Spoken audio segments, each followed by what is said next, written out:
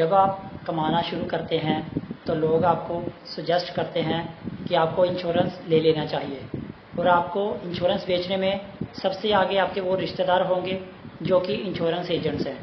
Insurance agent आपको वो policy बेचते हैं जिनसे उनको अच्छी खासी कमीशन मिलती है, और यह कमीशन 30 से 35% तक हो सकती है।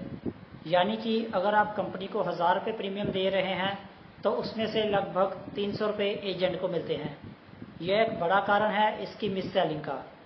हेलो एवरीवन, इस वीडियो में हम बात करेंगे कि टर्म इंश्योरेंस क्या होती है, क्यों लेनी चाहिए, आपको किन बातों का ध्यान रखना है इंश्योरेंस लेते वक्त, आप टर्म इंश्योरेंस कैसे ले सकते हैं। तो आइए शुरू करते हैं।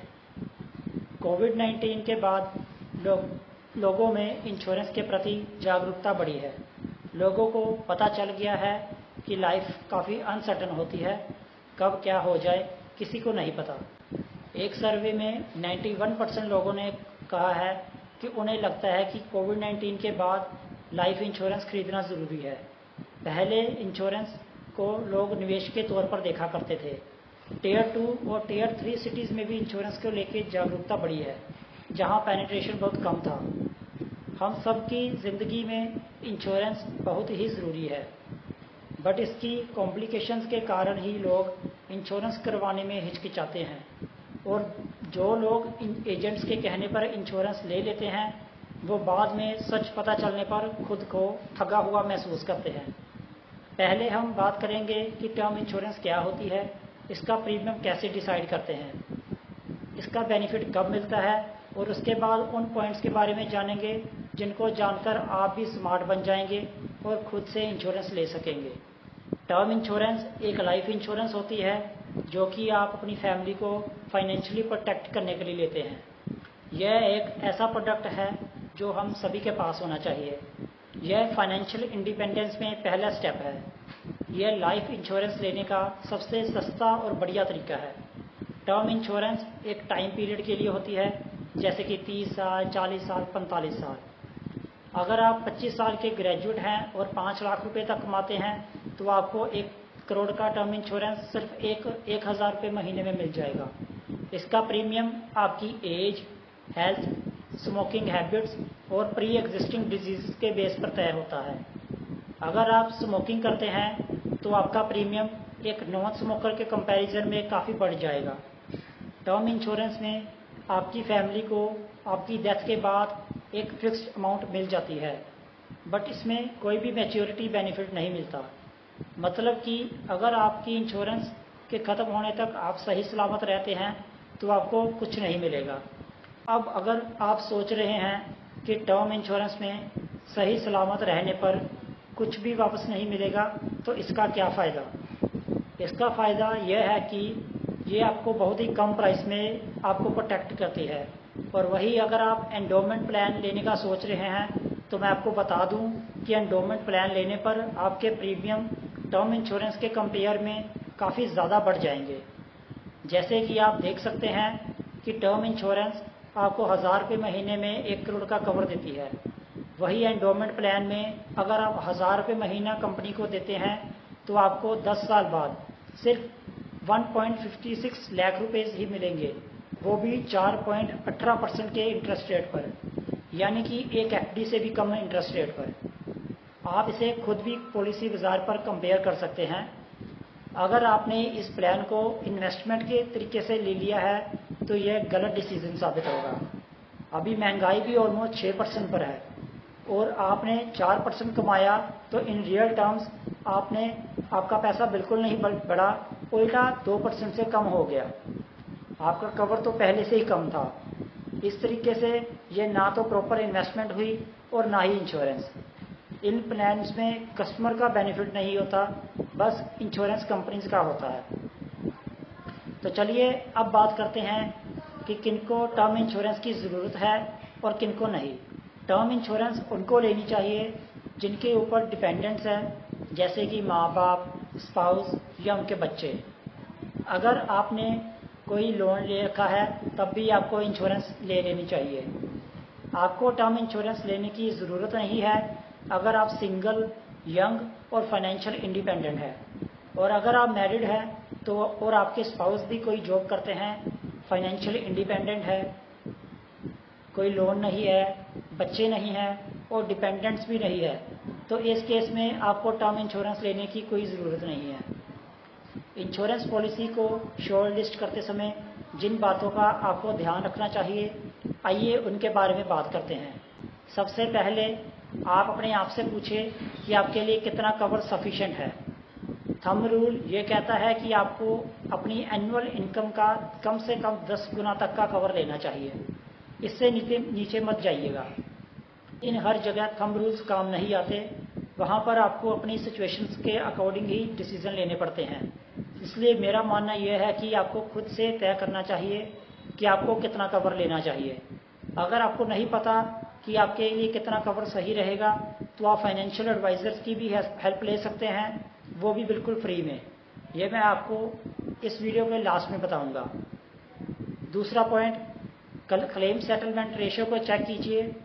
यह जितना ज़्यादा होगा उतना ही अच्छा है, बट इसमें आपको सिर्फ रेशियो ही चेक नहीं करनी, आपको ये भी देखना है कि कंपनी ने कितनी अमाउंट के क्लेम पास कर रही है, यानी कि अमाउंट सेटलमेंट रेशियो।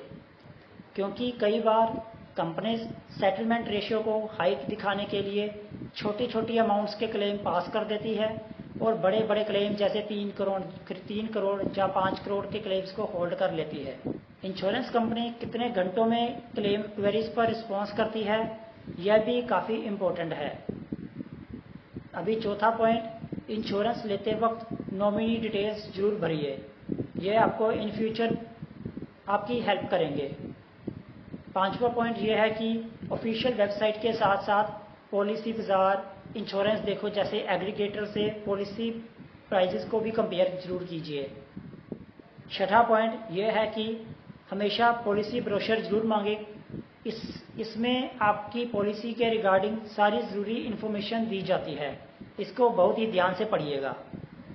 चलते हैं सातवें पॉइंट की ओर। इंश्योरेंस कंपनी को अपनी मेडिकल हिस्ट्री के डॉक्यूमेंट ज़रूर दीजिए, ताकि कल को वो किसी चीज़ में कमी के कारण आपका क्लेम रिजेक्ट ना कर सके।